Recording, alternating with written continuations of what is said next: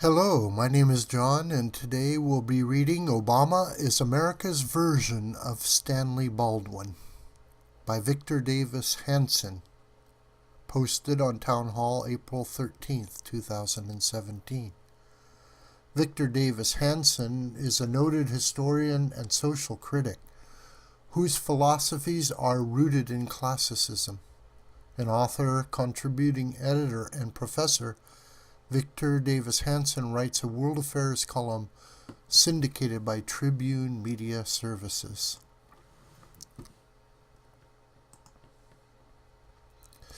Last year, President Obama assured the world that we are living in the most peaceful, prosperous, and progressive era in human history, and the world has never been less violent. Translated, those statements meant that active foreign policy volcanoes in China, Iran, North Korea, Russia, and the Middle East would probably not blow up on what little was left of Obama's watch. Obama is the U.S. version of Stanley Baldwin, the suave, three-time British Prime Minister of the 1920s and 1930s. Baldwin's last tenure, 1935 to 1937, coincided with the rapid rise of aggressive German, Italian, and Japanese fascism. Baldwin was a passionate spokesman for disarmament. He helped organize peace conferences. He tirelessly lectured on the need for pacifism. He basked in the praise of his good intentions. Baldwin assured fascists that he was not rearming Britain. Instead, he preached that the deadly new weapons of the 20th century made war so unthinkable that it would be almost impossible for it to break out. Baldwin left office when the world was still relatively quiet, but his appeasement and pacifism had sown the seeds for a global conflagration soon to come.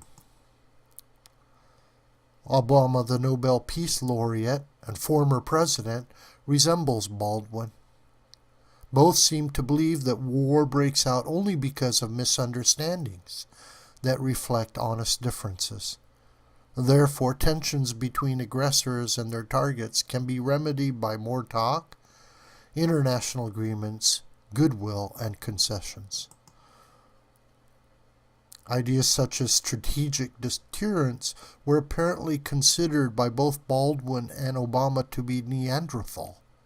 Judging from Baldwin's naive efforts to ask Hitler not to rearm or annex territory and Obama's lead from behind foreign policy and his pledge never to do stupid shit abroad. Aggressors clearly assumed that Obama's assurances were green lights to further their own agendas without consequences. Iran routinely threatened U.S. Navy ships, even taking 10 American sailors into custody early last year. Obama issued various empty deadlines to Iran to cease enriching uranium before concluding a 2015 deal that allowed the Iranians to continue to work their centrifuges. Iran was freed from crippling economic sanctions, and Iran quietly received $400 million in cash in the dead of night for the release of American hostages. All that can be said about the Iran deal is that Obama's concessions likely ensured he would leave office with a non-nuclear Iran soon to get nuclear weapons on somebody else's watch.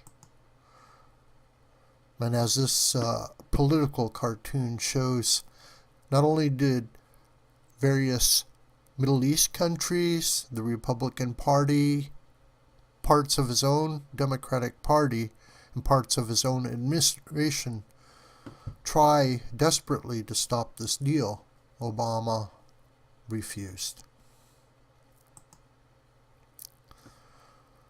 So Obama's red line included prohibiting the use of chemical weapons even though that had been determined by an investigation to have been crossed by the Syrian government, he still refused to act.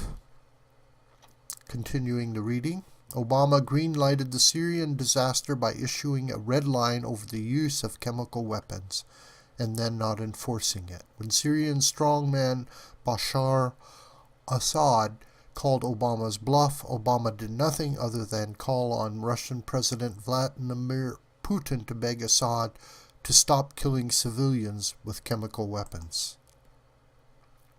Nearly 5 years after Obama issued his 2012 red line to Syria, and roughly 500,000 dead later, Assad remains in power. Some 2 million Middle Eastern refugees have overrun Europe, and Assad is still gassing his own citizens with the very chemical agents that the Obama administration had claimed were removed. Obama's reset policy with Russia advanced the idea that George W. Bush had unduly polarized Putin by overreacting to Russian aggression in the former Soviet Republic of Georgia.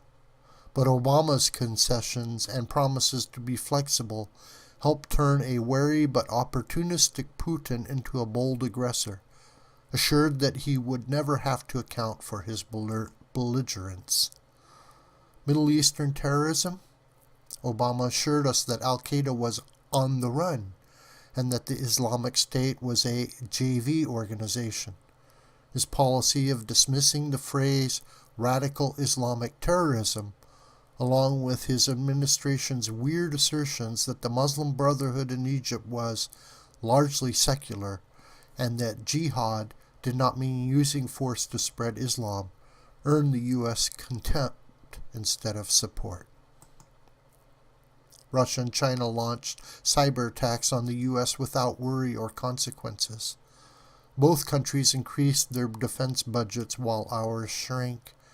China built artificial island bases in the South China Sea to intimidate its neighbors, while Russia absorbed Crimea.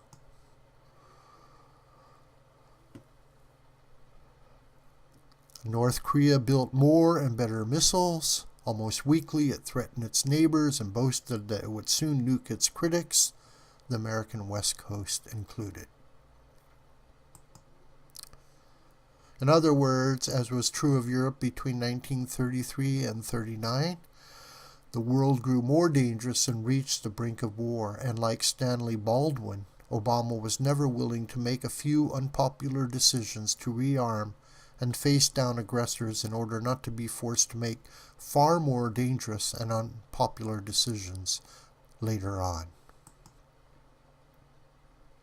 Baldwin was popular when he left office, largely because he had proclaimed peace, but he had helped set the table for the inevitable conflict to be inherited by his successors, Neville Chamberlain, pictured here, and Winston Churchill, whose famous quote, "I have nothing to offer you but blood, toil, tears, and sweat," his first speech as Prime Minister to the House of Commons in London, England, May 13, 1940, after war had broke out. And as Obama's successor has declared, the world is a mess. The world is as angry as it gets.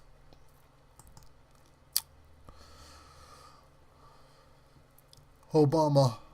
In both cases, history is kind while Baldwin and Obama were in office, but not so after they left. There's a storm brewing.